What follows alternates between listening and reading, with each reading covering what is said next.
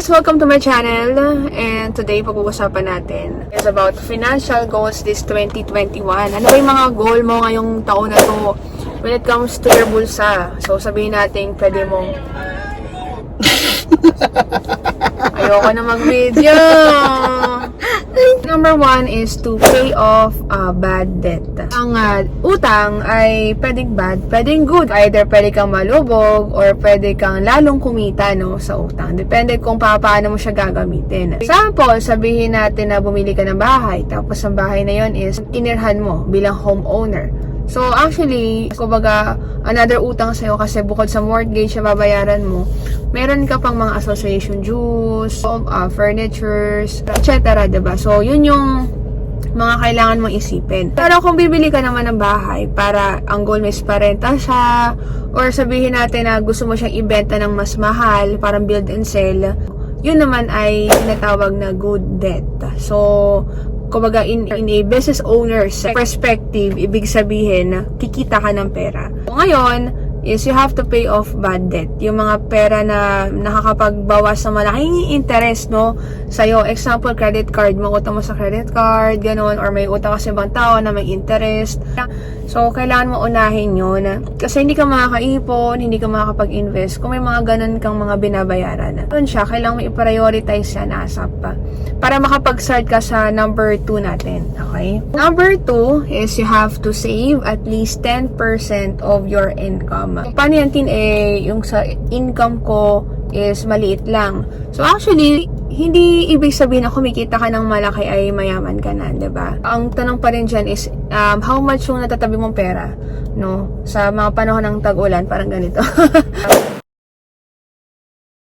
Diba? So, kailangan at least 10% na tatabi mo. Important yun, na meron kang savings. Okay, ipon. Paano yan, kung maliit na talaga yung kinikita ko, how can I start? So, pag-practice ka, actually, ang universe naman, pag na-demonstrate ka naman sa universe na marunong kang kumbaga, ingatan yung mga bagay na meron ka, lalo kang bibigyan. Pero pansin mo yung mga tao na, kasi hindi ko kailangan ganun sa hirap, yumaman, pero hindi naalagaan yung pera. So, naghirap sila ulit. Yun yung kailangan mo i-demonstrate na pag binigyan ka, kailangan mo maalagaan mo. Pwede ka mag-start sa mga maliliit na bagay. Kung ano yung hawak mong pera ngayon, example, 100 pesos. I-practice mo yung 10 pesos doon, itatago mo sa alkansya.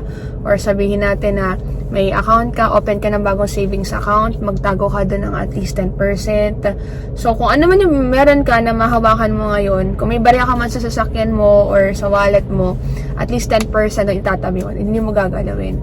So, in that way, natututo ka, napahalagahan yung mga bagay na, na meron ka. So, in short, you have to pay yourself first. Number 3 is, budget your money. Hindi pwede na nakahawak ka ng pera ngayon, ubos biyaya ka. O kailangan dapat, alam mo yung percentage kung saan napupunta yung pera mo. May tinatawag na JARS system. Kung meron ka 100% na income, yung 55% nun is i-gastos mo sa mga bills mo, like pambayad sa bahay, pagkain, lahat ng necessity. Next is 10% is for savings. Tapos, another 10% for play account. Ibig sabihin, syempre, hindi mo pwedeng natipirin lang yung sarili mo. Syempre, kailangan ma-experience mo din yung sarap ng buhay. Pwede ka kumain sa masarap na restaurant, punta ka sa magandang hotel, o mag-travel kung saan man. Basta 10% nung kinita mo ng buwan na yun, igastos mo doon sa bagay gusto mo talagang gawin. 4 is, kailangan dapat may emergency fund ka. Ano may emergency fund? Example, monthly expenses mo is 25,000. Kailangan i-times mo siya ng at least 6 months to 1 year. Yun yung emergency fund mo. So, example, sabihin natin, nagkaroon ng crisis sa trabaho mo, natanggal ka sa trabaho mo, tapos biglang, all of a sudden, biglang nawala yung source of income mo. Meron kang emergency fund na pwede makahelp sa'yo para makabangon ka. So, maganda noon as at least 6 months to 1 year. Kung ano yung expenses mo every month, meron kang at least 1 year na chance na makabangon ka dahil meron kang natabing ipon sa bangko. Yun yung emergency fund. Yung talaga yung gagalawin mo talaga pag sobra talagang kailangan mo talaga. Diba may tinatawag na parang tithings, diba? So, kailangan you have to give back sa tao na gusto mong tulungan. So, pwedeng sa charity, pwedeng sa church. Kasi naman yung taong gusto mong tulungan. 5, invest in a business.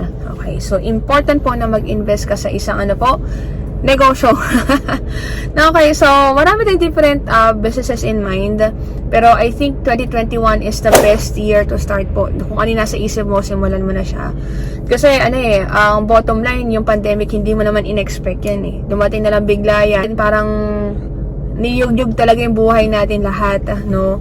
So, doon mo na-realize na, syempre, lahat ng bagay nagbabago. Yung pwedeng effective sa'yo ngayon, pwedeng bukas hindi na. Yung kala mo stable na ngayon, yung pala hindi pa. Maganda sa business is, kumbaga, long term talaga siya. Kunwari, sabihin natin natatrabaho ka, wala ka pang negosyo. Actually, dapat matakot talaga tayo. So, nabasa ko yun sa isang book na pag isa lang yung source of income mo, matakot ka kasi ibig sabihin na pag nawala yan, close to zero yan. Ibig sabihin, wala ka ng pagkukuhanan ng income. So, kailangan dapat magdagdag ka. Think of your income as a table. Hindi po yung lamesa mismo ha, pero yung paa ng lamesa. Di ba may lamesa na iisa lang yung yung parang paa niya. So, pag naputol yun, ano mangyayari? Babagsak yung buong table. So, same din sa buhay ng tao. Pag isa lang yung source of income mo, pag nawala yun, trabaho man yan, negosyo man yan, basta isa lang yan, paano ka? Diba? Pero kung ang table mo is meron kang 4 na paa, so yung isa man mag-collapse, meron ka pang 3 na nag-aantay, no? Hindi ka masyadong masishake sa buhay mo. Kumbaga, parang mayroon ka pang alalay, no? Para makabangon ka habang ine-establish mo ulit yung business mo na nag-collapse. Kung nag-work ka ngayon, I suggest find another source of income. If gusto mong ma-attain yung financial goals mo, the more na magdadagdag ka, the more na masabilis. Pero syempre, take note, no, na syempre may mga risk na kailangan kang isipin. It doesn't mean na magninegosyo ka magiging successful ka kaagad. It's a matter of trial and error. Pero I think the more na dinadamihan mo yung mga bagay na mistakes or failures mo sa buhay, the more na palapit ka sa success. So, yun lang. I do hope may natutunan kayo sa aking quick sharing sa inyong mga kaibigan. Huwag niyo po kakalimutan mag-subscribe sa aking channel, follow all my social media accounts. If may mga tanong ka, don't be afraid to PM me. Ayan, if may time ako, sasagutin ko lahat yan. So, yun lang. Have a great day and God bless po.